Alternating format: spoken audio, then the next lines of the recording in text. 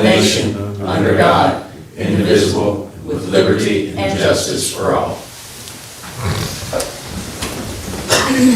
Well, before we get started, I just want to wish everybody to the, I'm going to call it the new courtroom because we haven't been in here in years. It's been a pre-pandemic. I appreciate Deputy Jack Kennedy's help and Andrew Tippett and everyone who got the screens in here and chairs. And, you know, we have some plans down the road to even do some more improvements, but I just appreciate the room, the space, and I think it's good for the public, and I'm looking forward to moving forward from here. One new thing, we're going to start with the work session, is public comments. So one thing that I would like to start is if anybody in the public would like to speak, a 2-minute limit as far as anything going on in the community or anything you'd like to say to the court. So if there's anybody present now that would like to speak, please come forward. Not seeing anybody, we're going to move on. John Mitchell here for the road department. I'm here. Who's here? Oh, you're on Zoom? Yes, sir. Oh, okay, I'm sorry. Oh, there you are.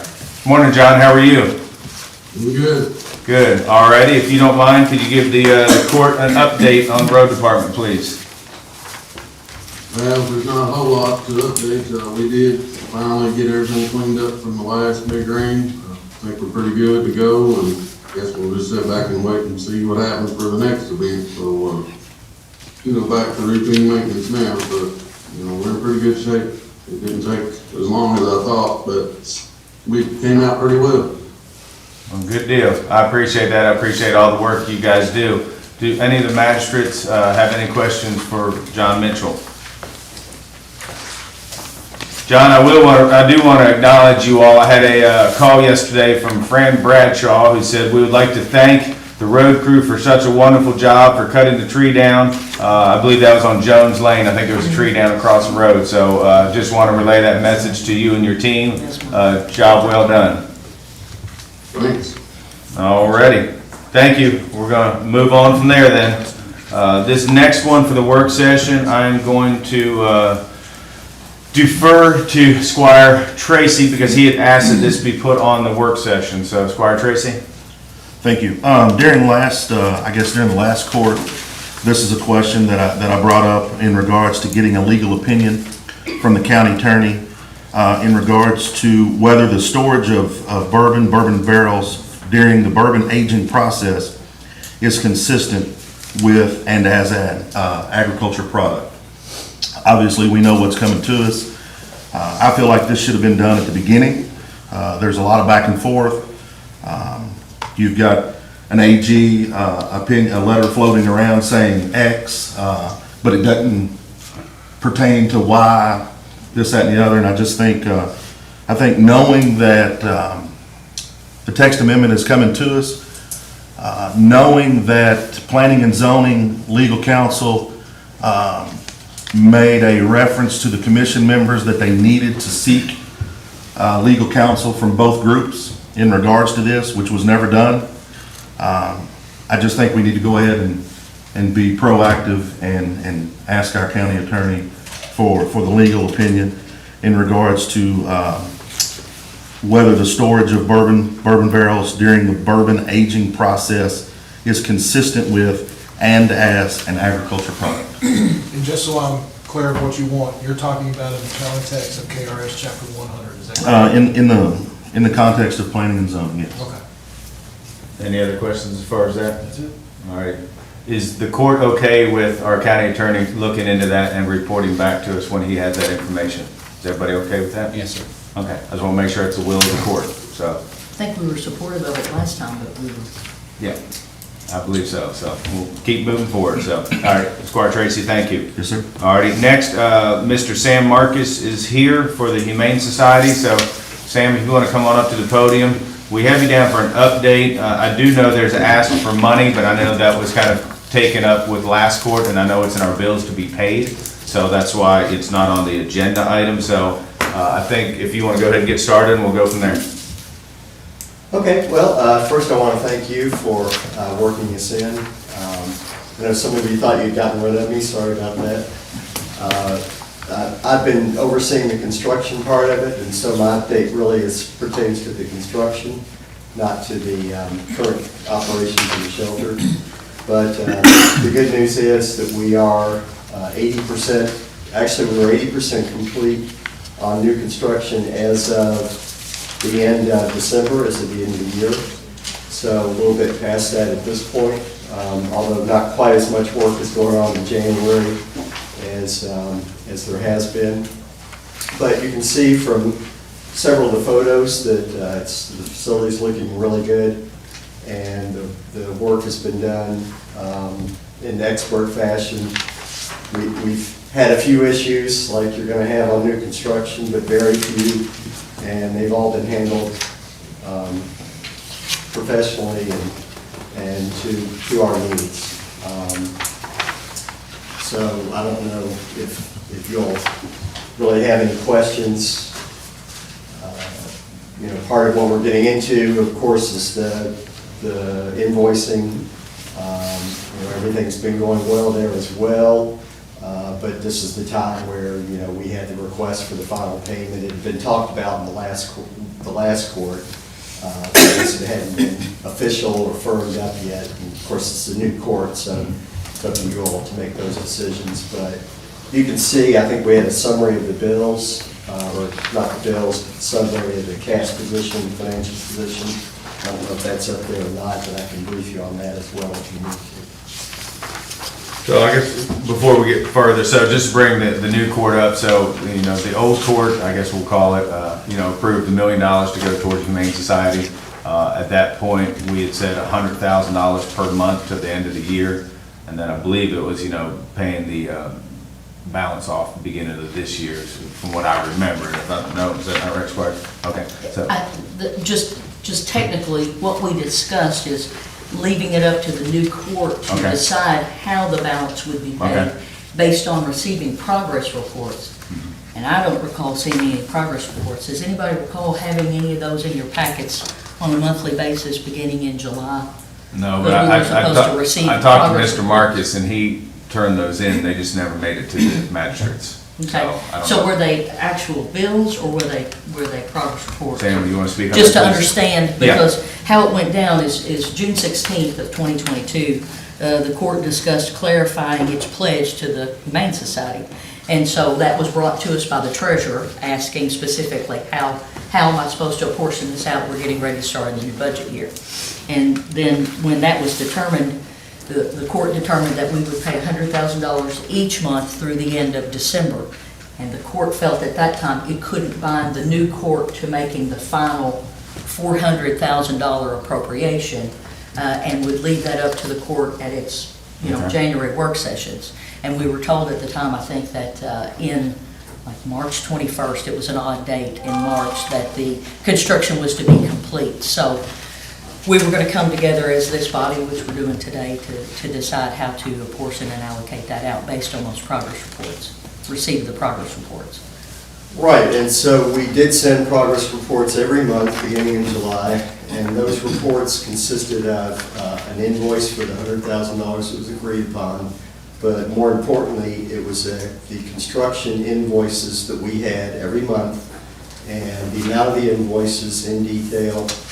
The work in progress is shown in detail, and then the contract amount, the balance of the contract after our payment, and so that was submitted every month to the court, beginning in July. Okay, that's good to know. Has anybody seen those? Okay. And I think we had a member of the court discuss like routine, how things occur when somebody brought up a final payment. Like typically a final payment is at the completion of the project. So, but again, that was during the prior court. So I think this body's going to have to take up how to make that disbursement. Well, actually, in the discussion of the final payment in the previous court, it was part of the conversation that the final payment would be in January. Now, it was left up to the court, to this court, because The old court cannot bind the new court to that. But that was the discussion. So That there would be a balloon payment in January. I mean, I I did guess. go back and watch the meeting, and so we didn't necessarily say there would be a balloon payment. We said we would take it up as a body. And so not trying to quibble over how to deal with that, because I think the main thing is everybody wants to see the shelter finished. And I think we want to, make a decision here today about how we allocate that money out. Right. That's the main thing, is making sure you get the payment. And now I understand at least that we're 80% complete. That's a good thing. Yeah, your $1 million has been spent a long time ago. And, That's wonderful. we are looking at borrowing probably as much as $350,000 to finish the project. We would prefer not to do that before we have to. That would cost us several $1,000s if we have to borrow early. So, basically it's time for the court to finalize its obligation to the Humane Society. Squire Tanner has a question. You may have said, and I may have unheard it, did you say when the estimated time of completion and putting it into use? Right, so the original estimated time of completion was by the end of March. Yeah. We are a couple of weeks behind, so it looks like it'll be mid-April. It could be as late as the end of April. So in April, sometime Sometime. possibly in April, Should be sometime. it'll be full of animals. Yep. Squire Tracy? Thank you. Mr. Marks, thanks for being with us this morning. Just a quick question. I know originally you all came to us and said you were not going to build the Sally Port. It sounds like the Sally Port was built. We did at the Sally Port, yes. Okay, all right, thank you. Any other questions? Hopefully the ACOs will like using that. Squire Wisman? Sam, thank you for doing this project. Of course, I've been supportive all along of you and think it was high time that we came together as a community to do this. It was 20 years past time, so I'm excited that you're progressing. The exterior envelope is looking like it's majority complete. Do you anticipate any weather-related delays, or is that pretty hard and fast that you think end of March at this point? Fortunately not. The one weather delay that we did have was that terrible weekend, the really cold snap around the holiday. And the only thing that did is it was difficult to get the heat inside the building up enough to do the epoxy floors. That was scheduled, the interior epoxy floors were scheduled for that week, and that couldn't be done. Then we lost the contractor for a couple of weeks to get them back on their schedule. So they're actually working there this week, doing the interior epoxy floors. And that set us back a couple of weeks because when they do those floors, then you can't do a lot of other things. So other than that, but at this point, everything's interior, or not everything's interior, but most things are interior. And the interior is secure, so they're going to be on schedule the rest of the way. Great. Well, I'm excited. We're, about 10 weeks to completion. I think we need to move past this one. I was hoping this would be a completed thing at this point. I do see that we have in our bills for today the $400,000 allotment to approve.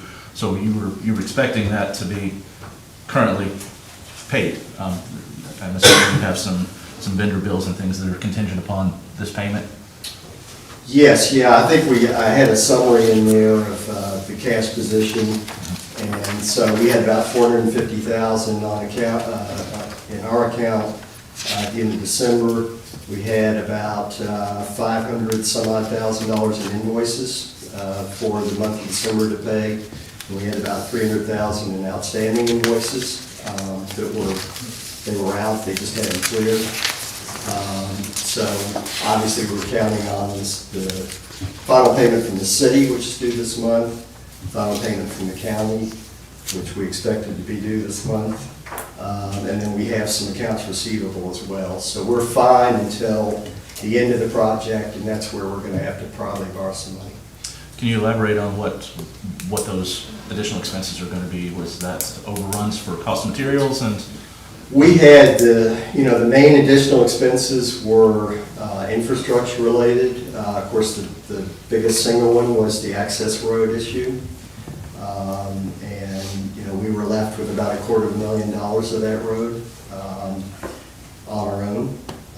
We also had substantial rock removal on the site, about $150,000 in rock removal alone.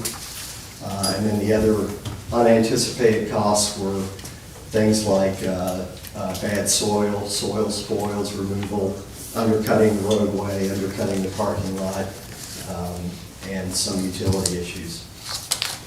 I just want to thank you, Sam, personally, your godsend to this project. This wouldn't be happening, I don't think, without your dedication and drive and rallying everyone privately and both elected bodies to make this happen. So I'm excited to see one languishing project marked off our list for this community, so thank you. I appreciate that. It was a big team effort, though, way beyond me, so thank you. Any other questions or comments for Mr. Marcus? I just want you to understand completely, you sent the progress reports, and the judge, you said that somebody had gotten them, I guess Judge Wells, nobody else, they didn't share them, but you did send them. So, Yes. okay, That thank is you. correct. Are you in possession of those now? Or are they? We'll have to go back. Yeah, we can find them, but yeah. He did send them, I mean, it happened. The old court never received them, so. And I didn't know, you know. Yeah, understandable. Sure. And you That's would the- not. that's the Yeah, thing. you wouldn't You know, wouldn't so, know. yeah. Wouldn't know. No, so, does anybody have any other thoughts? I mean, why Sam's here? I mean, obviously, it's in our bills later in the meeting to be paid today, so any other comments if we don't want to, or is everybody okay with it? I want to make sure everybody understands before we move forward. Just Barb, one more point of clarification. Sam, thanks for being here. So you're saying the money that the city had pledged to you and the money that we had pledged to you, you're seeking all of the rest of that this month? And then to finish it, you'll probably have to borrow some money? Yes. Okay. My thing, I know, and I've built houses for a long time, I would never get paid until I was done, the full amount. Now, I'm not saying that's bad in this situation, but it's like something guaranteeing that you're gonna get done if you have money held back. But at the same time, I don't want your project to stall, but I do think it's highly irregular to ask for all the money 4 months before you're done or 3 months before you're done. So I'm just weighing that on my mind right now. I guess if I could speak on that a little bit, I mean, what's your all-in cost? Because I know you all raised a good portion of this project. I mean, we're just I think probably at this point, we're somewhere around, well, we're well above 6 million. 6.2 probably, well, actually, if you count the expenses we had before we started, probably approaching 6.5 million. Right. I will say that we have raised well over $4 million ourselves. So the court's contribution at 1 million, which we appreciate, is a fraction of what's been done. And again, I would just say, your $1 million, it's been spent a long time ago. So from a completion standpoint, you know, over $4 million, well, actually over $4.5 million has been completed and paid for. So our part's done, is what you're saying. We've already done our Probably part. about September. any other, Barbara? Just a final question with that, Sam. You know, the project sort of languished while you were raising private funds. Do you have an estimation of what the overages from the initial, I think it was 4.5 initial cost estimate, and it's ballooned to 6.2?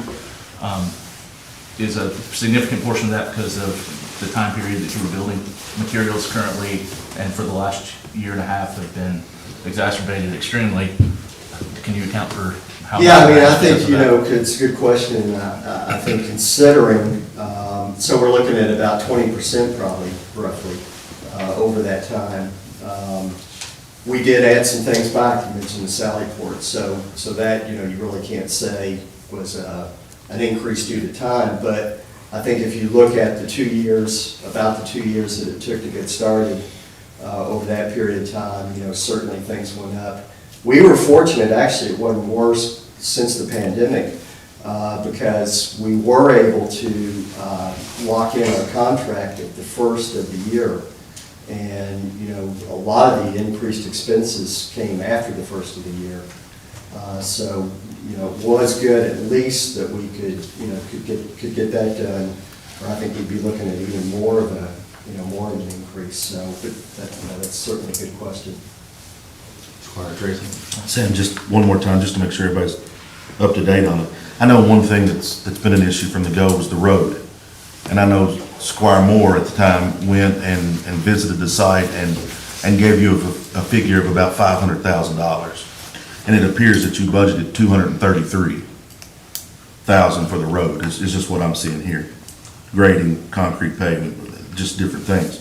So right there's a big difference of about $250,000 if Squire Moore, and it appears that he is, was on target with his estimate. The road actually came in at $350,000. It did come in at $350,000? Yes. What happened initially, it was, the first estimate was about $180,000. Okay. And actually, I guess the road was about $360,000 all told. Anyway, so it doubled from our initial estimate, kind of in between what Squire Moore had thought and what we had hoped for. Some of that, though, actually was demands that were made by Frankfurt Plant Board and by the city of Frankfurt to actually change the elevation of the roadway, change some of the utilities that were already running along the roadway. So we think without that, we could have gotten in it for a couple $100,000, but those changes that were made that we didn't have any choice about, that drove it up. I just knew the road was a big, But yeah, the road, that's almost a couple $100,000 more than. It's always a bump in the road. And the city didn't require curbs though for your road? They didn't require curbs and gutters, no, that's true. Even not since, okay. So yes, that would have been even worse. Yeah. So is the will of the court to leave it on bills to be paid today? I would like to. I'm good with that. and it'll close us out completely, correct? We'll be done. Just want to make sure. Well, it keeps them at the bar, Stop there, Sam. maybe as much as 5% interest. You said you may have to borrow $350,000 anyway, and that's, interest is not staying steady right now, so that'll save that much. And as you pointed out, Squire Sebastian, one court can't obligate the other one, but this is, I think it'll be a great asset to this county when the doors open and a new place to carry our animals. The Humane Society needs it. It floods down there, you're gonna be able to get out, and it may have flooded this year already, I don't know. But it's time to upgrade, and you about got it. Well, I look at it, and I'm sorry for taking up time. No, you're fine, Squire. I did do a little checking on the cash flow to make sure we could cash flow it right away. We can. Yeah. So it's not, the question from my perspective was receiving, it was all contingent on receiving this and discussing it as a body with the progress reports. And just not having seen those, none of us knew if we got them or we didn't receive them. Because what's in our package is 2 years old, almost 3 now. So that's what's confusing. Because that's definitely a 3-year-old project plan, it's not the progress report. That was what was confusing about this item. Yeah, sorry about To that, us. I apologize, I didn't That's- realize. That's not your Tough. fault. That's not your fault at all, Put 'em but in that's the the packet. kind of material we Right. get at times, which, why we ask lots of questions, because we Sure. may not have everything we need up to the minute. Sam, thank you. And please, I don't know if everybody knows this, but John Hibbert, who's the new, president of the Humane Society, his mother passed away unexpectedly. That's why he couldn't be here, and Sam came here. So please let John know our condolences, please. All righty. Well, you'll be on the end with the bills, but we should be fine. Thanks very much. Thank you. Happy New Year. Thank you. All righty, moving on. Any questions on the minutes from our January 3rd meeting? we have the treasurer's report. I know our treasurer Amy sent us a thing. She's in a work session today and was unable to be here, so I'll say if anybody has any questions, we could talk to her one-on-one after this meeting. Payment of bills. I know Kim's in the audience and she loves to get up and speak. If anybody has any questions about payment of bills. Alrighty, moving on. Authorization to enter into a memorandum of agreement with the Bluegrass Ag Development District for mapping services related to this 2023 reappointment of Mr. Robert Hewitt. I think this is on you, so would you like to come up and present this, please? Thank you. Good morning, Court. Morning. After every 10-year census, counties in Kentucky are required to reevaluate the population distribution so that the representation of those constituents, i.e. the magistrates, is proportional equal share within a given percentage of flexibility. I think it's like 3%. So therefore, the evaluation and reconsideration of your representative boundaries is referred to as a reapportionment. And so as such, the judge executive establishes a committee to review the census data to see where the population has shifted, if at all. All right, and so therefore, the Bluegrass Ag provides this service at a cost, and they do that for many counties within the 17 county region of the Area Development District. So, County Clerk, Mr. Hancock, and I have met with the Bluegrass Ag. They have very reasonable rates. They've got the time and the staff to do it. And so we present this memorandum of agreement for them to provide that mapping service in the time required as set by the legislature. So I will be assisting in part of in that mapping exercise. I'll be providing data to the Bluegrass Ag, and I'll also be doing quality control on it. So with that, I'm happy to answer any questions, and I recommended approval for this memorandum. Thank you, Mr. Hewitt. Squire Sebastian. I just have a couple. Thank you for being here today. Do we know how this cost was, the cost was calculated out for the service?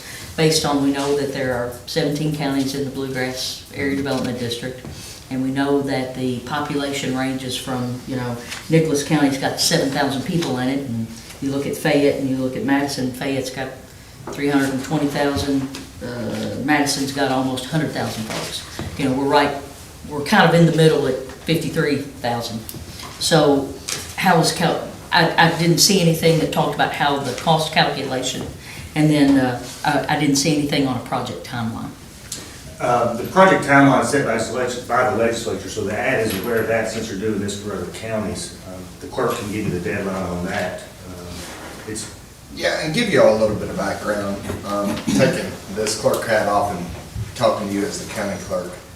The last time this entire process was done, it was done with a pen, a piece of paper, and a mapping with precinct blocks and different. So we did not have this technology. The technology today allows you to move the lines on either side and allows you to properly figure to make sure that you all have equal representation.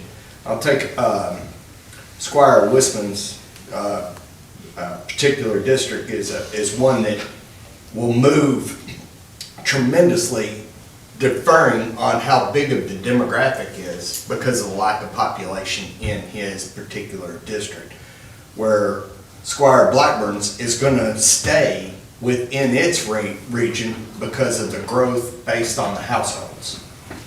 So this is not something that we can do anymore with a pen and a piece of paper. We can't blockchain it anymore. We have to have the technology because the population move and where everybody's going. To answer your question, I think it's based on man hours, how many man hours they have to put forward from the Bluegrass Ad. We're lucky with the Bluegrass Ad. They already have all of our information because we have used them for different things in the past. So they have our information. So moving forward, it's based on man hours the way that it's been explained to me and Robert, and even through the contract. It's based on how many man hours it will take them to actually do this. It will still be up to whatever the committee decides. I mean, even if they say this is this and this and this and this and this is exactly how you should do it, you're not tied to that. It's still the voting of the committee which then after the committee gets done with their blocks, they're gonna bring it back to you, and it's gonna be the choice of the body. It's gonna be your all's choice on whether you accept what they've drawn out. There are changes that need to be made though, guys. We have streets, and, you know, I can point it out, especially in Squire Blackburn, and it used to be Mueller's, and, I mean, where you have streets that intertangle from divided highways. I mean, you have places out in the Forks that are not sure who their representation is. So there is cleanup work that needs to be done. We all need to be adults about it. We need to figure out what the block change says, where the populations lie. It's roughly 8,200 constituents per magistrate. We've got to figure that out. We've got to figure out where it all lies and make sure that it's equal and fair representation throughout. And then we have to take away some of the oddities that have been there for decades. It's not going to be, it's going to be a whole lot easier process with the Bluegrass side than without. They have the equipment, the particular computer program that they use to do this is a computer program that would cost Robert and the county, I mean, $500,000 to buy.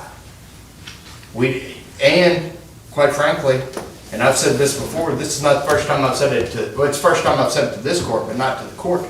Robert doesn't have any more time, and I don't have the expertise.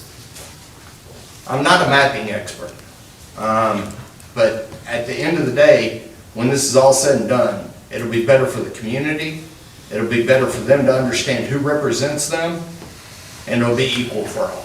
So I think I rambled out. Well, you're fine. I do have a question I think was asked. Do you know what the deadline is on this? Yes, you have to have the group appointed by May, and the entire process has to be done by July 1st, I believe. Oh. And so the only reason for my questions today is because we know our planning director is busy. Right. And we know that the Bluegrass Area Development District's got 17 counties to handle and do this process. And again, it ranges from small cohort in Nicholas County, 7,000 to almost, 400,000 in Fayette. So we're competing for the same type of service with the same cohort of staff.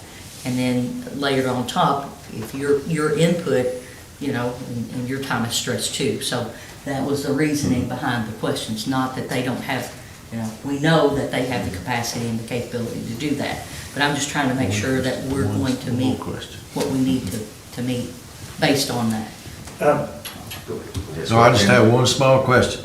The deadline that you just mentioned, the Bluegrass ad can start immediately. Absolutely. They should be able to. Should be, or relatively They know soon. the deadline. Relatively Yeah. soon. And have their work done maybe even before the committee is appointed. Is that would that work? That's the way I see it, Squire Tanner. I think that our best bet is to be first to the plate to ask Bluegrass to do this and to make sure that our information is put in their system. Once the information, and they've got a good portion of it, but once the information's in the system, it becomes a move of lines and pull the oddities out. And I don't remember the statute about how they have to line up with the representatives and senators lines. I mean, not exist anymore. It used to we kind of. can't split any of their You districts. can't split any of them. I cannot split their districts, and your magisterials cannot split their districts. So it has to follow that line some way. Right. But anyway, they'd have a better idea how to get that done. I understand all that. Excuse me for talking. Oh, you're fine, thank you. If I could ask Mr. County Attorney, have you looked over this agreement? I have. So we're good as far as legalities and Yes. stuff? If I could add a few things as it relates to the contract. Yeah. In Franklin County, there are only 2 official copies of your magisterial map. Those are paper maps, as the clerk said, they were used, highlighters were used. They are glued to a phone board, so no one can get a copy of it. And that's a problem with getting information out to the public. So several years ago, I took that map and created a map in our county GIS system, which is the foundation of what I'm going to be giving the Bluegrass Ag. But I'd like to point out 3 deliverables that are very important on page 2 of the agreement, which are, that something the county has not had before. The first one is that they provide a written description and the mapping of any changes to the precincts. The legal description is required by statute. What we have now is the best that could have been done with the information that was available, okay? So can I ask a question about the precincts? Yes. Are we still gonna have precincts? Because that's another, is that still gonna happen? We'll still have precincts, or are they gonna be collapsed? Because I have, for example, in the first district, there are 8. Yeah. And that question is a great question. The answer to your question, right now, we get reimbursed by the state based on precincts, all right? It's gonna be money, that's just where this is All of our going. money comes back to how we get reimbursed. I would love for us to have quite a bit fewer precincts. Precincts were very important when we were breaking it down and we were voting at a precinct location. Now that we are voting in 12 different vote centers, to get rid of some of the precinct lines and consolidate precincts would make sense. But until we get a definition on how the state is going to reimburse us, I don't want to step on our own toes and get rid of 10 precincts at $2,500 a precinct and us starve ourselves on how we pay for elections. The county picks up a majority of the cost of elections. You know this. This is something that falls on your back. It's the only thing in my office that doesn't have a direct fee revenue. So it's one that it's a $250,000 cost. I don't care how we do it. That's the cost of doing business. And the county picks up most of it, but we do at this point get some reimbursement from the state based on precincts. And as much as I want to take you down, because it makes sense to take you down, and once again, this all comes to representation. If the general public can tell you who represents them, they feel better about it. And if we can take it back down to precincts that make sense, that follow your magisterials, and then have the oddities that set out between the 56th and the 57th, we don't have a United States or a state senator issue. So then we have a city school issue and a county school board issue. So instead of having 44 relatively, we could get down to 20 or 22. But we can't do that until we figure out what the reimbursement base looks like, because I sure would hate to do that and cost Franklin County $30,000 worth of reimbursement. Thank you. Squire Westman, I think you had your hand up. Yeah, you know, my concern is, the biggest thing is what you've already addressed to some degree, is the usability of these maps in the end. It's very confusing what we have currently, and individual street lines can be cumbersome, as we've discovered with some incorrect associations. So it says something about proprietary software. Will we have a usable system that is navigable by the public on our website or something to that effect from this? I don't see any details about what the final deliverable that we will keep is as part of the contract. Can you elaborate on that? Yes, great question. So there will be a web-based map that allow the public to look up on our county website. And that's that last bullet of the deliverables. The format in which we will receive this data will be what's known as shapefiles. Shapefiles are consistent with the mapping software that I have in my office, and so therefore that's one way I'll be able to do quality control, but also to be able to provide copies of maps, provide copies of just districts, or break it out any way we want to. And so that software is very expensive and takes a lot of training to get to know how to use it, and that's part of the proprietary software that the Bluegrass ad is referring to. So, but we have that. We have 2 full licenses in the county, and so that information will be 100% accessible. So we'll be able to, perhaps for the first time, be able to answer anyone's question, or be able to put an address in our website and see exactly where who the representative is very easily, instead of having to look at a color-coded map that overshadows your street address or something. Exactly, and the paper map that is used now, the official one, by virtue of the highlighter, you know, that highlighter and scale of that map could be 100 feet wide. So when you're in a neighborhood and 100 feet is, you know, 4 or 5 homes. And so we are now down, we can get this down to a fine wire and know exactly where that line falls. The agreement discusses a cost ceiling of $7,000. I'm assuming they've scoped this based on man hours, but we may come up with a product that is even less. Correct. The 50% deposit that they're requesting, the $3,500 up front, the final bill will be evaluated on the scope of work once it's finished for payment? Yes. Just wanted to verify that. So we will have progress meetings to see how it's coming along, and I'll be in communication with Squire Westman, I don't want anybody to walk out here with any false hopes of anything. Our VRS system that is run through the state is still a stagnant system that is put in place that is based off street tables. It will be we'll have to do our due diligence to make sure all those street tables match up against the Bluegrass ad. So there is still taking a stagnant system against a movable GSI map. Does that make sense? I'm expecting that we're going to have some overages that you're going to come back to us because there's going to be a lot of handwork still involved. Correct? There is still a lot of handwork still involved. We have got one of the most accurate to date election maps and election systems out there in the state of Kentucky, in Franklin County. There are still issues out there. There are still overlaps of streets. There are still written, which most of this will be taken care of by the Bluegrass Act, but there are non-contingents, or congruent lines in Franklin County that don't match up and make a full circle. This will help with that. This will clean all of that up. So, but it is 2 systems. And those systems will have to be looked at the same time with man hours and make sure they match up as close as we can get them.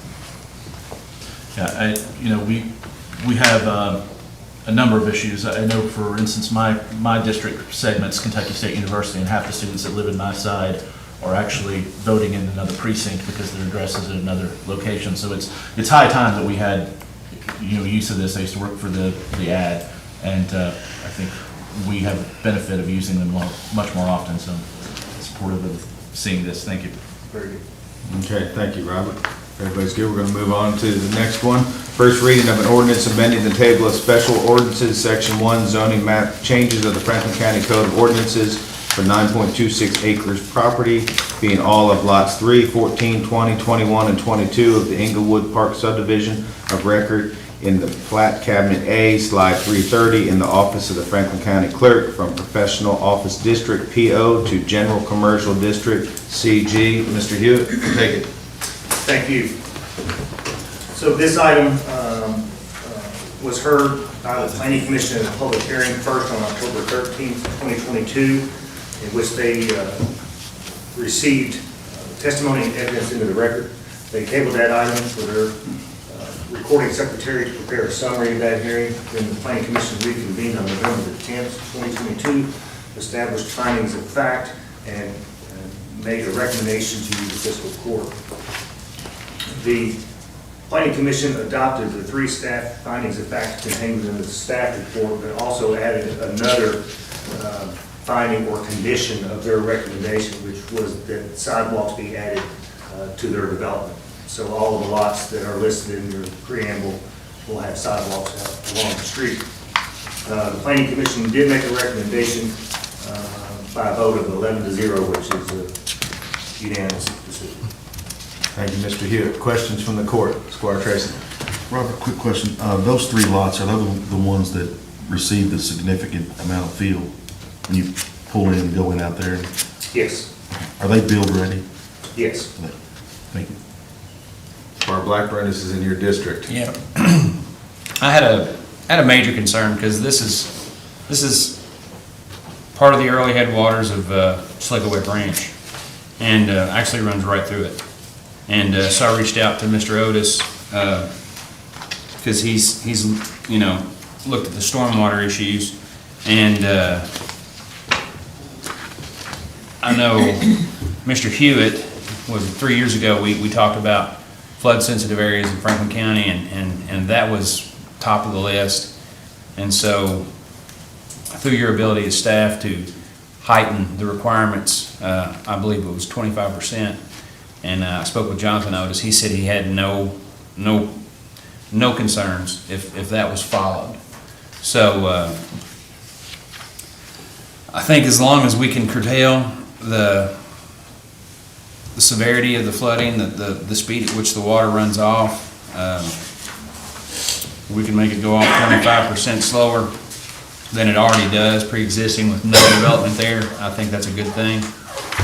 So my biggest concern is the flooding, and I think that you all have got this covered on that. May I ask one question, and I appreciate Squire Blackburn bringing up the flooding and slipway. We've discussed that so many times, and I appreciate the county engineer being here to address any questions on that. I know I've spoken to him a number of times about flooding and stormwater runoff, as we all have. I did note in the H&B report that they talked about the biggest concern for them was the queuing of traffic. So I guess my question is things continue to grow in that area, and certainly we want that growth. How will that queuing, I didn't see, and it wasn't the place of H&B to say, here's where we're going to correct the queuing, but knowing that that's on everybody's radar, the queuing of traffic, how are we trying to take proactive steps to address that, because we know that's only going to continue? They noted that in their report. County Attorney, I want to stick to the record of the plan. Yeah, I'm not trying to get off. I can't ask it. Okay. How can I ask that at a later date to make sure that that's one of the proactive? All I'm trying to get at is that we've had a number of issues come to the court from this area that have talked about the traffic queuing, talked about turning across traffic lanes and the danger in that, etc. So I just want to make sure I ask it in the right way, in the right form. I think we just received an opinion from the Franklin Circuit Court that stated how this commission has to act in these type of situations. You've got three choices on what you can do. You can have an argument only, you can have a full evidentiary hearing, or you just take it upon the record in front of the planning and zoning. So you've got those three choices. Okay. So if your concern was something that was addressed in that initial planning and zoning hearing, I think it's not necessarily that. I'm trying to think. You're wanting him to testify to something that may have not been introduced at the underlying planning and zoning hearing. So I would say please don't do that. Absolutely, I'll withdraw the question and ask it just as a general question of the body at a different time. Squire Sebastian, I was gonna ask something similar, because I've had complaints about, there's that kind of truck So stop area there, and when the semis come out, they kind of block the road and stuff. So maybe it's something we can talk to Mr. Hewitt later down, the road as far as looking into. I do think it's one of those proactive things that we want to do as a body. Just saying that, noting that, just in general space. I'll withdraw the question and come back at a later time, because I think we all see that has stacked up on this court and issues in that area of the county based on the growth that we all want to see happen. So, thank you. Thank you, Squire Sebastian. Thank you. Squire Wissman. I'm missing a component in this packet that I wanted to ask, and I think this is appropriate. The findings necessary for appropriating a zoning change specifically states that the existing zoning classification given to the property is inappropriate, and the proposed zoning classification shall be appropriate. The entirety of Democrat Drive is, to my knowledge anyway, for professional office space, and is currently only used in professional office space, which specifically prohibits retail sales. The proposed usage is, in my definition anyway, a retail sales establishment. And the change to general commercial is predicated on that. The findings of fact don't seem to indicate to me, and I'm asking Robert if you can maybe elaborate what the basis was in the findings of fact for addressing the issue of the inappropriate previous zoning, given that the entirety of that development is professional office currently. I don't seem to see where the findings of facts predicate that change or define exactly why the existing classification is inappropriate and the new one is more appropriate. So is that a allowable question, Mr. Attorney? I think that would be more in tune with an argument portion, if the court wants to do that on hearing why this specific change meets that qualification.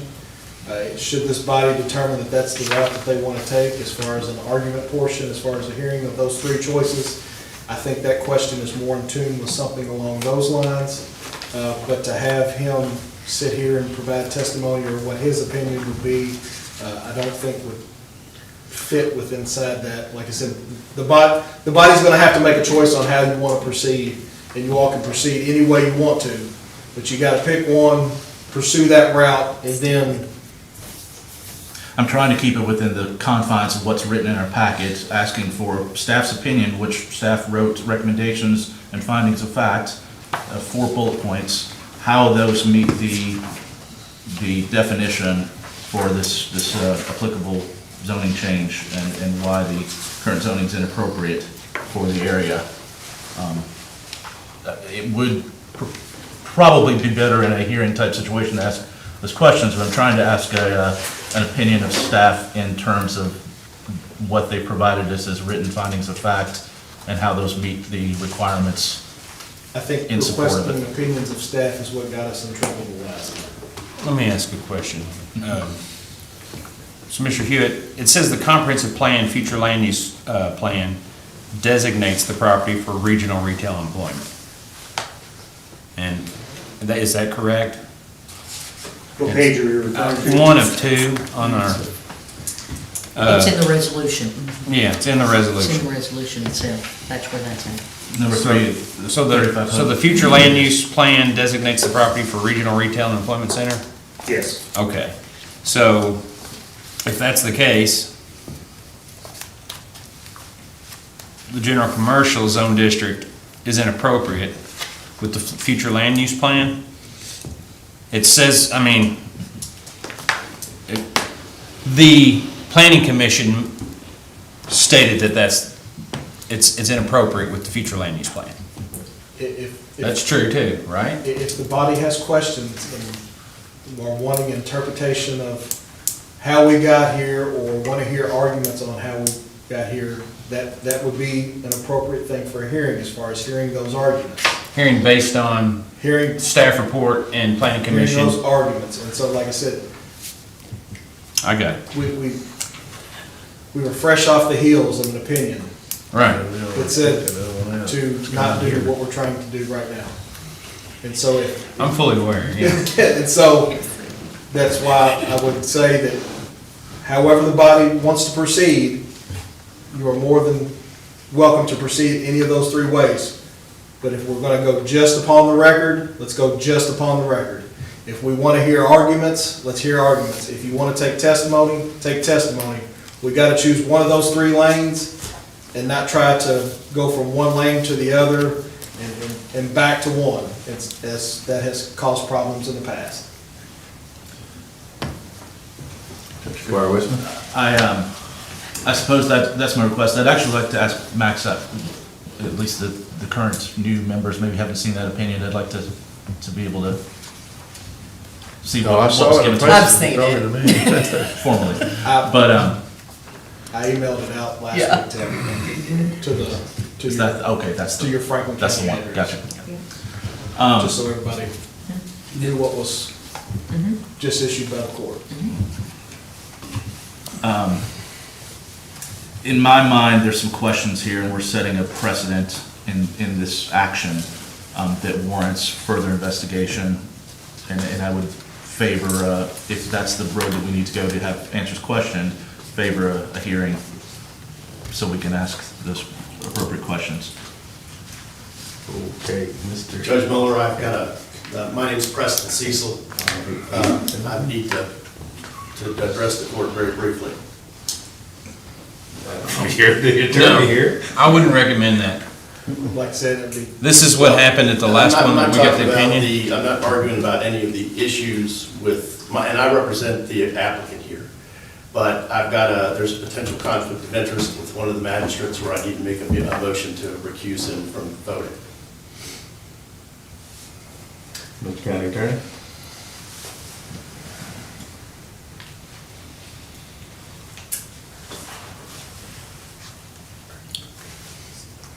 if we're not voting on, this doesn't seem like a situation that we're voting on this today, and we're gonna have should the court and a conflict of interest has been raised, and so I guess we're gonna have to address that issue sooner rather than later, if there is a conflict of interest. And so I don't know if that wants to be done in a separate meeting, or if it wants to be addressed in this meeting. The court can choose how to do that. But Well, I guess let me ask the court, we've had a motion to kind of, I guess, table this and go from there. What's the will of the rest of the court at the end of the day? Do we want to vote on this today or not? Well, it is a first reading, but Yeah. I think the findings of facts that the Planning and Zoning Commission put forth on an 11-0 vote, which was unanimous, are pretty clear. It's in my district, and there are concerns about the queuing of traffic. There's a lot of concerns, but I think the biggest concern for me and for most of the folks in the area is the flooding. So, and that's been I had assurances on that. So I don't think we need to do a full evidentiary hearing to where we call back in people and ask for more testimony.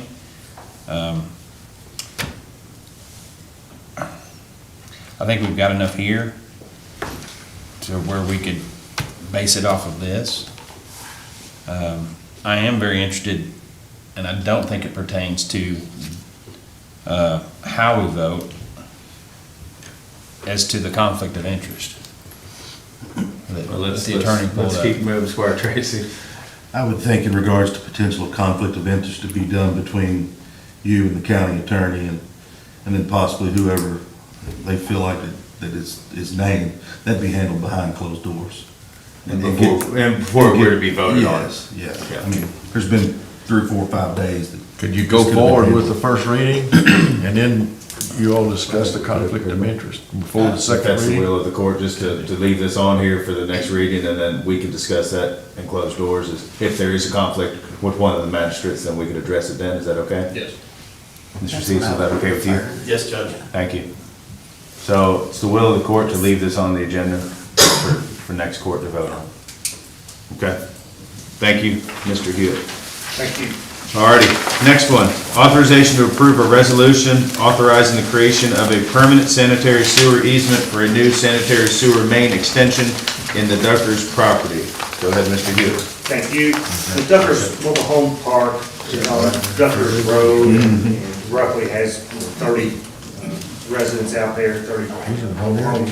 They're treating their sanitary sewer on a private system currently, and they desire to do a sewer main extension and connect it to the city of Frankfurt's sewer system for treatment. The closest sanitary sewer main maintained by the city of Frankfurt is on the Duckers Golf Course, roughly hole number 10, through that fairway. And of course, now the Fiscal Court is the owner of that property. The engineer for the applicant, or the property owner, has contacted me, provided exhibits to you for this. It would be, ultimately, it would be an easement granted to the city of Frankfurt.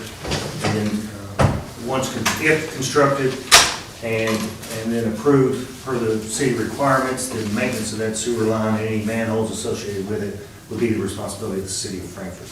I do not anticipate the location of this easement hindering the fiscal court's ability to make any improvements out there. This is a very small sliver of land. It's just a little par 3, so not a whole lot there. There's water body in the area, so I don't foresee it hindering your ability to make further improvements. Thank you, Mr. Hewitt. Any, Squire Blackburn, this is your district also. Yeah, this is my district again. And first off, I want to point out, this project would add 40 households onto city sewer, and would take where their sewer was going before and direct it to the city, which I think every time we can add one person, that's a step in the right direction. I did speak with the county engineer on this, and he was in agreement with what Mr. Hewitt said. We did entertain the thought, anytime we put a sewer line through a piece of property, the park is a recreational space. So in my mind, I was thinking, how can this hinder recreation? By and large, I don't think it does, but it would hinder the ability to put a building. So we did entertain the thought of, does this have to be a straight line? Could it follow more of the property line? I don't know if that's possible or not, but at the same time, where this is located, and like Mr. Hewitt stated, the amount of land that it covers and the distance it is from the road, I don't foresee this being an issue for us building anything there. And if we could entertain the thought of maybe, if it's possible, to follow more of the property line. But it wouldn't be a game, it wouldn't stop it if it wasn't. Does that make sense? Yes, there is a potential that there could be some field changes based on elevations. This was basically a preliminary engineering analysis, and a best guess of where the easement needs to go. But once full sewer plans are presented to the city of Frankfort, the alignment may change. What I presented to you this morning is just the beginning of, yes, we're okay with this, and to have an easement created based on design. It's not actually establishing the easement today.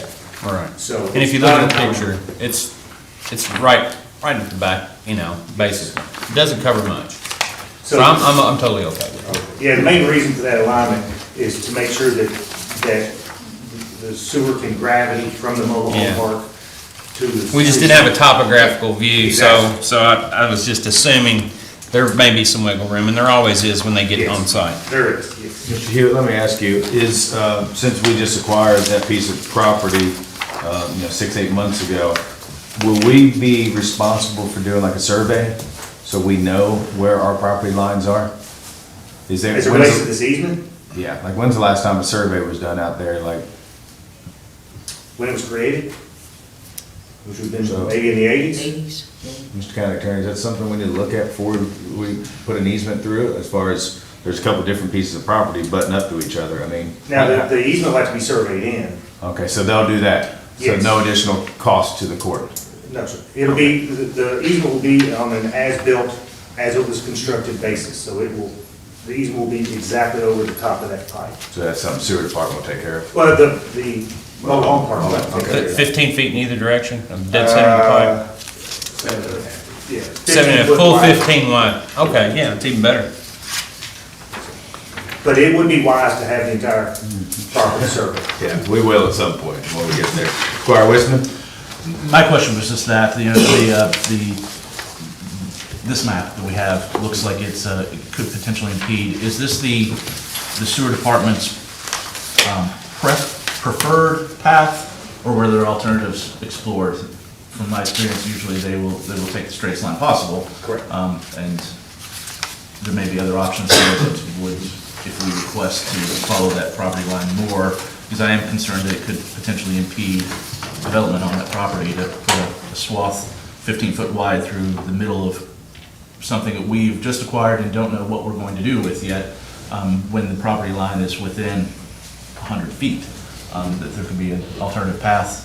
But again, we don't have the topography map. Is that a request we can make contingent upon approval to explore other alternative routes? So the engineer that prepared this exhibit is here and can address that question. I will say that a straight line pipe run is less expensive and less expensive for the person requesting the sewer extension, as well as less expensive for the city of Frankfurt, because in a straight line, as long as you don't exceed 150 linear feet, you don't have to add any manholes.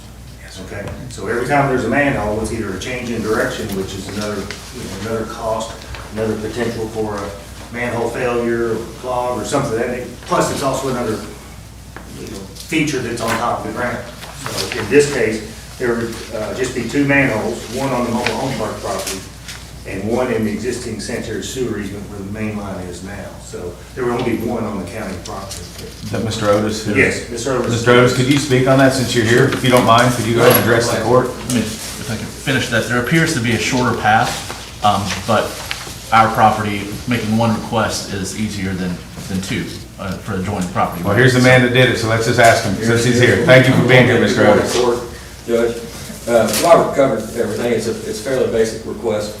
You all are looking into a concern about not running directly across the property. So since I started, the mobile home park contacted me several months before the county got this piece of property. And so prior to this, the bank was supportive of it, but they knew that they had a sale pending, and so they didn't want to go ahead and execute the easement. So that's why we're here. So in order to run this alignment closer to the property lines, we still have to have the concern that the grade actually works. So since I got started, I recently did get the survey done to actually locate the flow line components. So I knew how this would potentially work out. And don't know if you want to say unfortunately, but I think this alignment's pretty darn close to what it's going to have to be in order to work, period. I will say that the lower part of it that's closer to the mobile home park is near a water hole. It's got its own limitations about ever developing it as far as the structure, I would think. So again, I think that's the alignment that we're probably going to have to go with. Okay. I did speak with the sewer department again yesterday, just to confirm that basically this is something that they would support, and they do. So alignment-wise, they're okay with it. Robert's absolutely right, straight line, simplest. I will say though that, let's see, I think the overall distance, we may end up having an intermediate manhole required. Okay. So that we want it to mobile home park at the edge of the fence line. There may be an intermediate one, and then we'll tie in roughly as shown there. It could be that the actual grade requires to have a break in there, even if it wasn't too long. Might need to put a break in there. That's some of the fine tuning on the design that I'll get to. Okay. If we're directed that we can proceed. Perfect. Thank you very much for answering those questions. Squire Tanner. Just a comment, I agree with Squire Blackman over there. Anybody on sewer is better than somebody that's not. So asking for a right of way for us to help out an environmental issue possibly is not very much of a request. Yep. All right. Thank you, Mr. Otis. I appreciate you very much. addressing the court here. All righty. Thank you, Robert, for all this. Next one, John, are you still on? Oh, there you are. Yep. All righty. So next one is authorization to advertise for sealed bids for abutment repair for Botkins Lane Bridge. Go ahead, Mr. John. Yeah, if you remember, some of you probably remember, a couple of years ago, tried to work on this a little bit and put it out for bid, but didn't have much luck. We were looking at replacement. If any of you's ever been down that road, it's tricky. There's nowhere to go around. It's almost impossible to do a detour. So we've looked again, and we're just gonna kick it back out there and see. I think this is about our only option at the moment. We'll put it back out and see what we can get this time, and hopefully get this thing fixed and last a while. All righty. Thank you, John. Any questions from the court? Mr. Wisman, Squire Wisman, I'm sorry. This is my district, of course. I wonder, you don't have to answer an amount, but I wonder if the state has given us an estimate of repair versus a replacement of this bridge. If we're having comparable figures, if it may not be better to, I'll ask that offline with our road superintendent, I suppose. Yeah, and Mr. Otis was there, he's helped me with this too, and we both scratched our heads and tried to figure out the best way to do it. I know he's talked with DLZ, and I think this may be the most cost-effective process at the moment. It's just so hard to do anything different. Okay, thank you. Any other questions? Squire Blackburn. Hey, John, it says, right now it's got a weight limit of 9 tons. So after the repair of the abutment, will the weight limit be lifted completely? Yes, upon another inspection, you know, Okay. they say that once we get this done, they should be able to lift that, yes.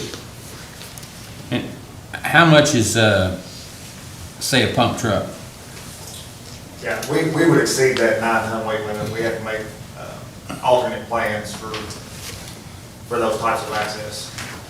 Usually be at brush trucks, things of that nature. All right. Thank you, Chief Brewer. Any other questions on this topic? Thank you, John.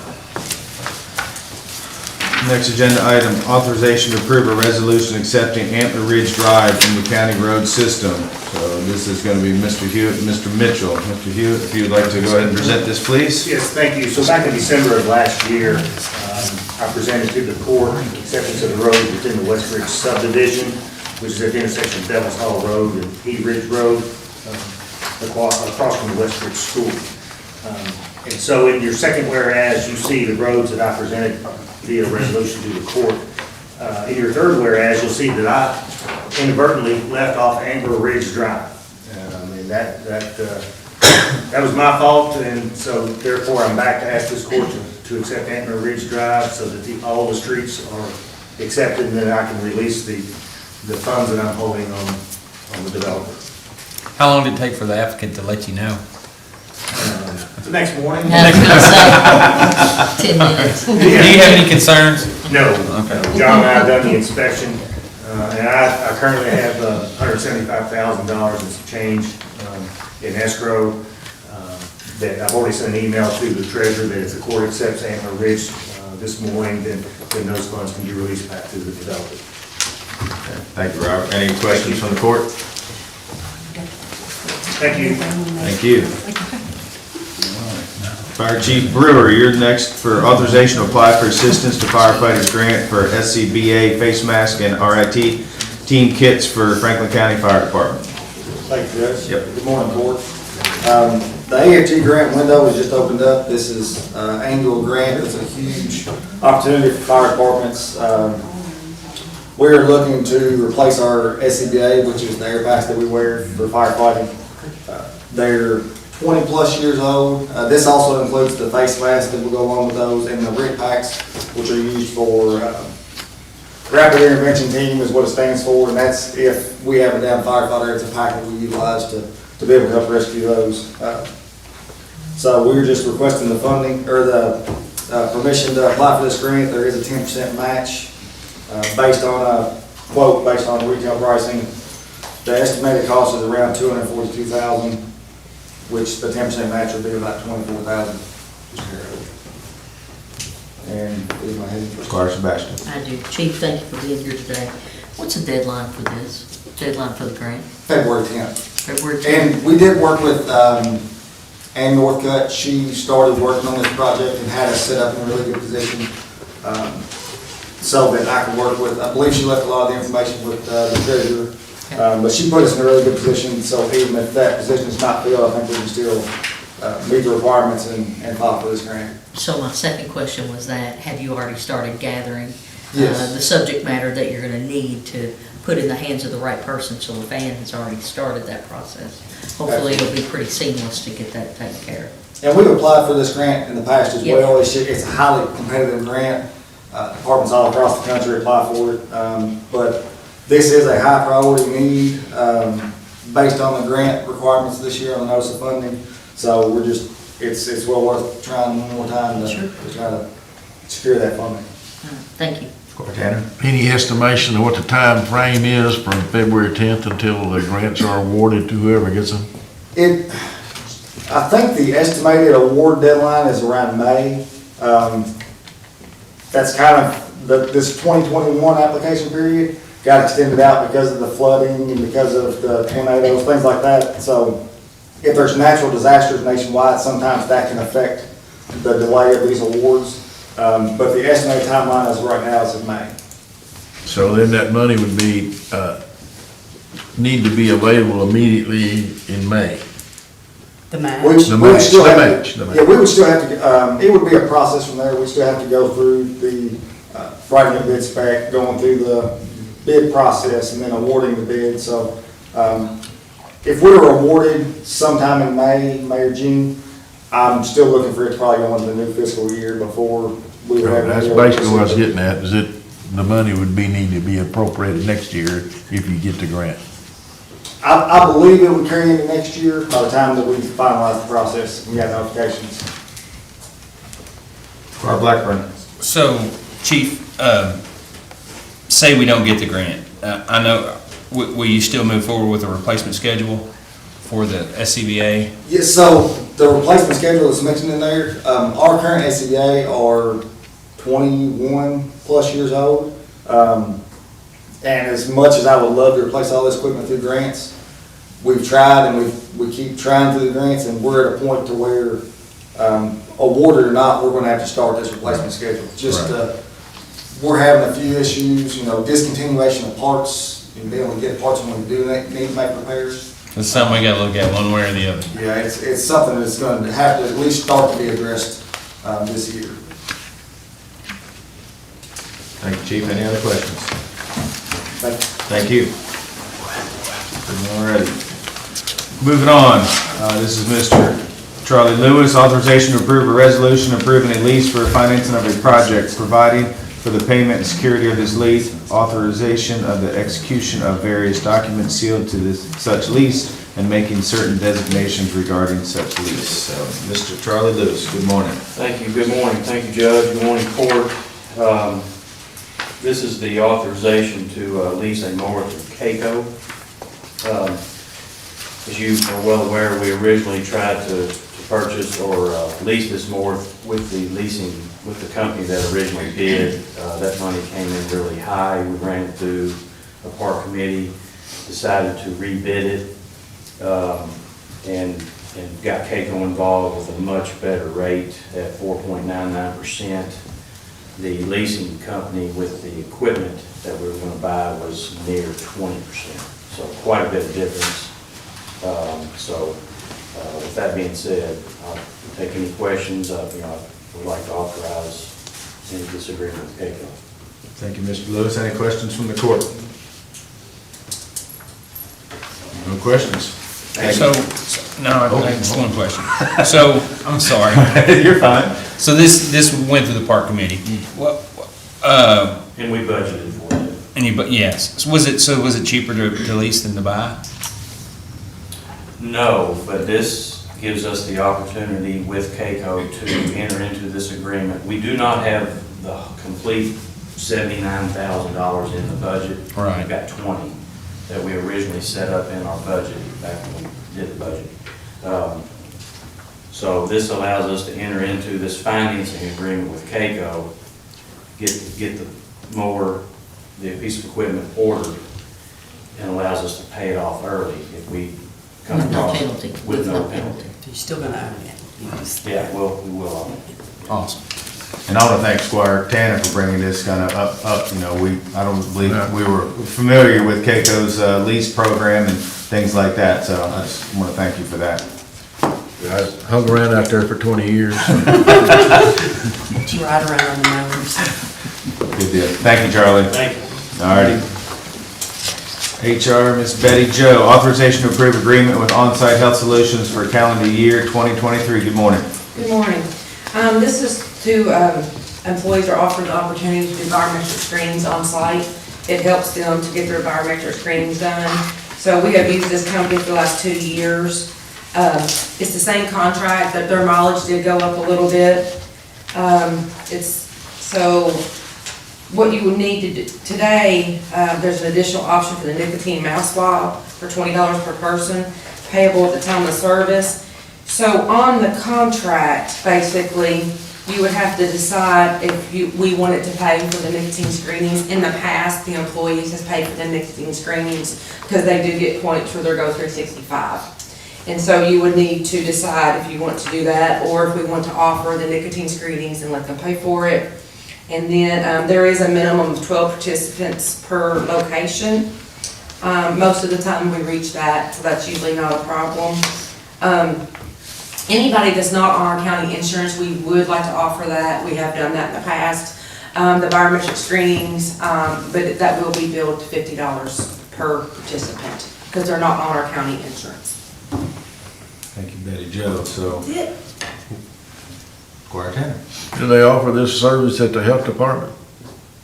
At a charge too, yeah. But they would have to go to the health department. We just bring the on-site here because so people won't have to take off work, go to the doctor to do their biometric screenings. Any questions? So I guess we need to talk about it as far as if we want to leave it the way it's been or if we want to change it. Squire Sebastian, you and I served on this for many years together. Mm-hmm. Yes, sir. Yep, and so any thoughts from the court as far as if we just want to leave it the way it's set up or if we want to change it? I bring forth just to leave it as it is, as the process is. Thank you, Squire Sebastian. Is everybody okay with that? Thank you very much. All righty, moving on, other business. Does anybody have any other business that they would like to bring in front of the court? Okay. Constitutional officers, department head reports. Does anybody have anything to report as of right now? Judge Miller. Yes, sir. I just want to let the court know that coming the next meeting, I will be bringing a product in front of you for review for election check-in processing. The state has pulled back all of their equipment. It is going to have a factor that we're going to have to pay for it up front, and then it all be reimbursed. I will tell you that I've been dealing with this for over a month, trying to get ahead of the game. Quite frankly, it is as clear as mud. But we don't have the option of being last on this one either. We're also going to need more election equipment. I'm going to take quite a bit of your time the next time. I will be glad to bring the product in front of you so you can see what we're having to deal with and what we're working toward to make sure that our vote centers are working and that we don't have any more tie-ups. As you all know, in this last election, at a 50% turnout, we had some wait lines that were 36, 37 minutes. We know this factually because we went out and handed pieces of paper out and made sure that we were doing the math to figure out how long people were actually waiting in line. We want to make sure that all those are within a 20-minute standard. So all people that vote in Franklin County, regardless of where they go, and some of that's education on our behalf, making sure that they know that K-State is available, that it is a mile and a half down the road from Franklin County Auditorium, that there's 6 on each side of town. We'll do our part to make sure we do that, but it's going to be a very fast-paced ordeal that we're going to bring in front of you. And if there is something or a portion of the product that you would like to see from the clerk's office, a demonstration base of some type, please let me know. We'll make sure that that product is here for you to see, to touch, to use during the next court meeting. So, thank you. I'd ask for it. That helps educate the public. Absolutely. Every time we can get that a hands-on demonstration out there, we need to. Absolutely. And Jeff, I want to point out, when I went and voted, the election workers were phenomenal in the fact that if there was a line, they told you where the other places were and the wait times there as well. I think the people that were working the election here in Franklin County did a phenomenal job. Great job. Of like, they just call, hey, we just called, there's a 15-minute wait there. Our line right now is about 45 minutes. I mean, they were very interactive and helpful and courteous. It was a good experience. Yeah, this experience is going to continue to grow, and we're going to have to continue to learn with it. Right now, we're going into a gubernatorial election. After that is a presidential. And I'm expecting 76% turnout during the presidential. 50% turnout's pretty amazing in a local elected. You all hit numbers in Franklin County that don't get seen throughout the state. So they care about politics here, they care about what's going on. And we need to make sure that we're doing everything in our power from, not only the county clerk, but from the county, to make sure that whatever choice of how someone chooses to vote is there, available, and we can do it in a comparable amount of time. It's voting. You're gonna have to stand in line sometimes, but we don't want it to be an uncomfortable line. Jeff, thank you for that, and thank you for filling in for the clerk until we get that position. I kinda like this position. I might not give it that. Squire Tanner. I voted, just a comment, I voted early, I got out of the car, walked in, voted, and walked back out in the car and left. It was like 2 minutes. Yeah. They do a great job, and we're appreciative of that. Squire, please. I just wondered if the mapping that we're going to be doing with the ad is going to impact maybe voting precincts, if we anticipate any future changes or additional locations, or if you still see that being somewhat fluid for the next election. Not until we see some changes. We did all of our mapping based on population, dropped a dot. If you drop a dot at Franklin County, it all started with, we went to 6 magisterial districts during what I call the mail-in process. And we wanted to make sure that every magistrate had a voting location, so nobody was favored over the other one. But now what we've done is we've taken furthered it from that. We've gone out and dropped dots. We've done 5-mile radiuses. Plus, we've gone out to Versailles Road. We know where the biggest corridors are. We know where the largest amount of populations are. We're on every bus route, east and west side of Frankfort and downtown Frankfort. So I don't look for our locations to change. I just look to add extra equipment to make that processing more seamless. So that's part of what we're doing at this next one, is showing you the new product that will be the check-in, which you're going to be very familiar with. It's still an Apple product that still checks the voter in. And I'll save it all for the next time, because you're going to really like the processing and how it goes through and how it takes any accidental wrong balloting out of it. So, yes, sir. Jeff, there is one that we're looking at potentially, which would be Schweitzer Fire Station, potentially moving down to Calvary Baptist Church. Okay. Because of the in and outs and the parking, if you remember. And Chief Brewer is sitting in there, I won't put him on the spot, but he'd love for me to never be in another one of his buildings. And it's not, the fact of the matter is if we can do that, that's what we're gonna do. But we have to find the same accommodations for Ball 9. And right now, I haven't found those accommodations yet. So it's all a work in progress. Yeah, right. But yes, absolutely. If us getting out of the fire stations makes sense for the fire station, let's do it. But we still have to have parking. We still have to have handicap accessibility. We still have to have everything that goes along with a correct voting center.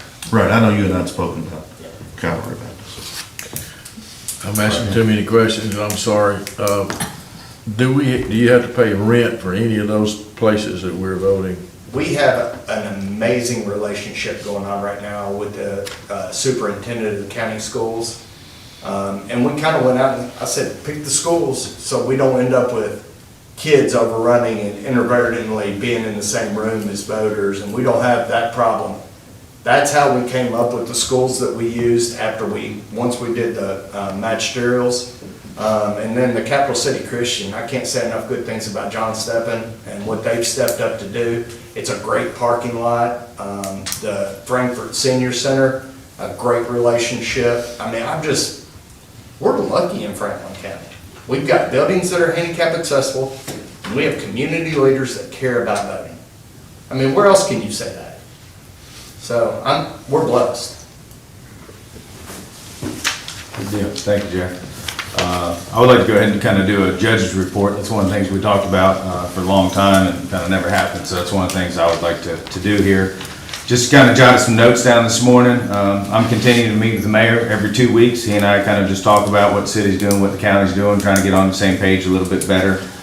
We've been busy. Betty Jo can tell you, interviewing for these positions that we have open, and we're going to continue that this week with some more interviewing. So I want to thank the magistrates that were on those committees and the ones that are going to be on them, next week. We've had a park meeting, road department meeting, and I'm going to put J.W. Blackburn and Squire Tracy on to give a quick update, if they don't mind, here in a minute. Squire Sebastian, we worked, and our county attorney on I'm going to call it the MOA for Farmdale. It's been a lot of work, but that should be on our agenda next time, so that will be huge. We're just waiting on the city to look at the changes that we made, but I believe they're all okay with them. So that's going to be big for the Farmdale area, Squire Tanner out there. I attended the swearing-in ceremony for the Conservation District, Extension Office, and the school board. That was great. Went with Squire Blackburn to the Hanley Lane. You kind of touched on Slickaway Branch. That was a drainage is a big problem with them out there. And then Squire Dykus and I went to the Silver Lake HOA meeting on Sunday, so that they're always an energetic bunch of people. And then actually Squire Dykus and myself and Shelley Hearn went last night to there was an opioid abatement advisory commission in Lexington. It was about basically the drug epidemics in the black communities. So that was a really interesting 2-hour meeting. There was a ton of people there. I mean, it was very eye-opening as far as mental health issues and drug problems that we have and the whole state. I mean, that we're ranked one of the worst. It's third, and we got a lot of work to do there, but we know we have a little bit of money coming, so I think the more we can all learn about that, the better off we'll be. So, Squire Blackburn, you're new to the park committee. Do you want to just briefly kind of talk about, and I apologize, I meant to ask you before we came on today to kind of just give a 2-second update. Well, as soon as you said that, I knew exactly what I was going to say. I'm thankful to be on that committee. I think we've got big things coming in that direction for our community, not just for our community, but for the region. I was able to get a more intimate understanding of timelines and things that we have in front of us, and just getting more acquainted with the workings of how things are. And I'd defer to Squire Tracy to elaborate a little more on that. Thank you. It gave us an opportunity as a new committee to get a chance to look at and review the design build proposals. I think Judge Mueller and the committee, our desire is to bring everyone in together as a group to educate and get the whole court up to date and get us all on the same page to exactly where we're at. I know you're potentially going to call a meeting for that to happen. So again, I think we've got big things going on, and we just want to make sure everybody's on the same page in regards to where we're at. Thank you. And then let's shift to the road department meeting. I asked Squire Tanner, but he deferred to Squire Tracy being the senior member, so it's back on you. He knows what the plans were and what they are now. Yeah, so we've met, I guess yesterday, in regards to the proposal for the road department facility. Everyone knows we had X amount budgeted. We were told, I guess we were informed yesterday that some soil samples came back that would not allow us to build in certain areas of that property, which really kind of is a game changer in regards to some of the previous plans. We've met with Mr. Grugan, who oversees the state buildings, or building the state garages. He had a lot of valuable input. Ultimately, we've, as a committee, we've decided to take a bay off, which would be 25% of a fourth bay. We've visited Georgetown and looked at their facilities that they rant and rave about. Actually, a facility that they use, which would be very similar in size, but they use their facility for countywide maintenance. They have 4 mechanics, and they run the county fleet through their shop. So exciting. We're waiting on numbers to get back, obviously, and that's where we're at on the garage, I would say. Perfect. Thank you very much. Well, good deal. Again, I appreciate everybody being here today. I love this new space here. I think it works well. This time, I'd like to take a 5-minute recess, and then when we come back, we're going to go in closed session. So, motion to go into, I guess, recess? Motion. Just recess. All right, let's take 5 minutes, please. We'll come back here at 10:40. 10:40, please.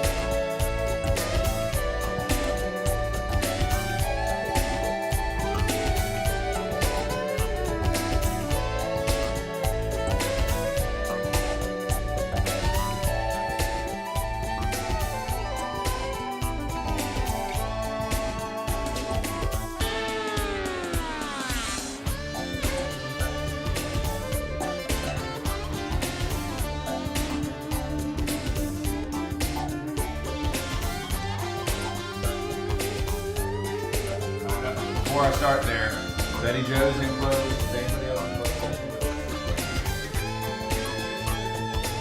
Andrew, planning board.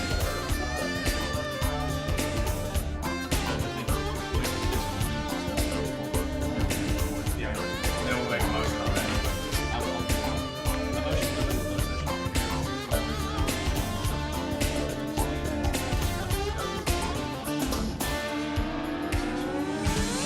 Discussions of proposed or pending litigation on or behalf, against or on behalf of the public agency. Do I have a second? All those in favor say aye. All right, we're in closed. Jude. All right, so we are in closed session now, so who's running this? Betty Jo?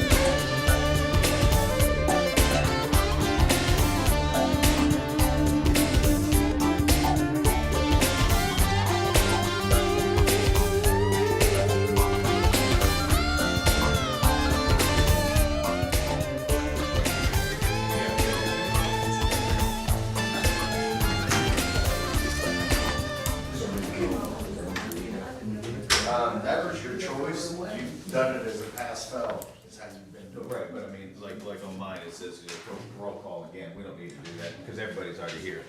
Yeah, I'm gonna do it like I did last time. Andrew, Yes, sir. let me know when you're ready. Just give us, want to make sure table 10 is with us. I've texted him. Okay, you let David know? Looks like he's on. Alrighty, so we're live.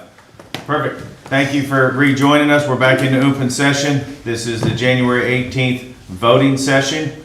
And we will start, we've already done roll call, so let's start with authorization to approval of minutes from special meeting on January 3rd, 2023. So moved. Do I have a second? Second. All those in favor say aye. Aye. All those opposed say nay. Motion passes. Authorization to receive treasurer's report. So moved. Second. All those in favor say aye. Aye. All those opposed say nay. Motion passes. Claims. Is there a motion to deny payment of any claims? Seeing none, let the record. I'd like to point out that Humane Society's bill's in here, and I'm glad that we were able to do what we could, and they're moving forward. Thanks, Squire Blackburn. Seeing none, let the record reflect their claims to be paid.